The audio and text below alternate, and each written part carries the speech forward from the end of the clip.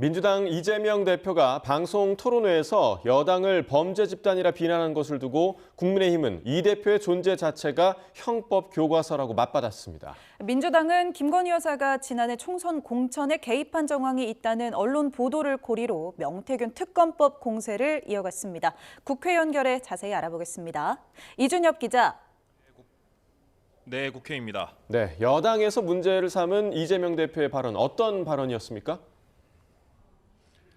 네, 어제 이재명 대표가 MBC 100분 토론에서 여당이 보수가 아닌 거의 범죄 집단으로 전락하고 있다고 발언했는데 국민의힘 권성동 원내대표가 아침 회의에서 이 말에 거세게 반발했습니다. 이 대표는 이미 전과 4범이고 8개 사건 12개 혐의로 5개 재판부에서 재판받는데도 구체적으로 뭘 잘못했냐고 우긴다며 본인이야말로 존재 자체가 형법 교과서라고 맹비난했습니다. 이어 이 대표가 공직선거법상 허위사실 공표죄가 한국에만 있다고 말한 것과 달리 미국과 영국, 프랑스도 있다고 주장하며 거짓말로 다른 거짓말을 돌려막는 중이라고 쏘아붙였습니다. 김상훈 정책위의장도 최근 이 대표가 중도 우파를 표방한 것을 두고 실질적으로는 시장경제에 탈을 쓴 포퓰리즘 정책에 불과하다고 날을 세웠습니다. 상속세 개편 문제도 이 대표가 국민의힘이 세율 인하를 고집했다고 말한 것과 달리 이 대표가 말한 공제 한도 확대가 변함없는 국민의힘의 입장이라고 반박했습니다.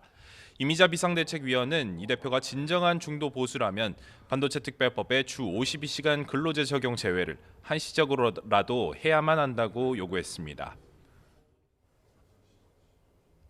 네, 민주당은 윤석열 대통령 부부의 공천 개입 의혹 연일 파고들고 있죠.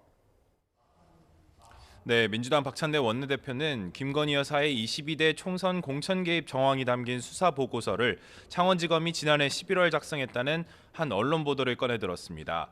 공천 발표 시기인 지난해 2월 말에서 3월 초 김 여사가 명태균 씨 그리고 김영선 당시 의원과 숨가쁘게 연락을 주고받은 게 드러났는데도 검찰이 넉 달 동안 수사를 뭉개왔다고 지적했습니다.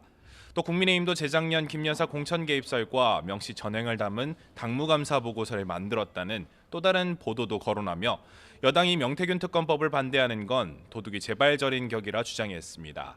박성준 원내수석 부대표도 명시 사건의 진상을 규명해야만 윤 대통령이 비상계엄을 선포한 이유와 목적을 밝힐 수 있다고 강조했습니다.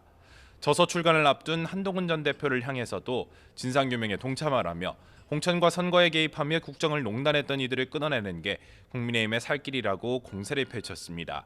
강유정 원내대변인도 회의 뒤 기자들과 만나 명태균 게이트가 명태균, 김건희 게이트임이 드러났다며 특검법 수용을 촉구했습니다. 지금까지 국회에서 전해드렸습니다.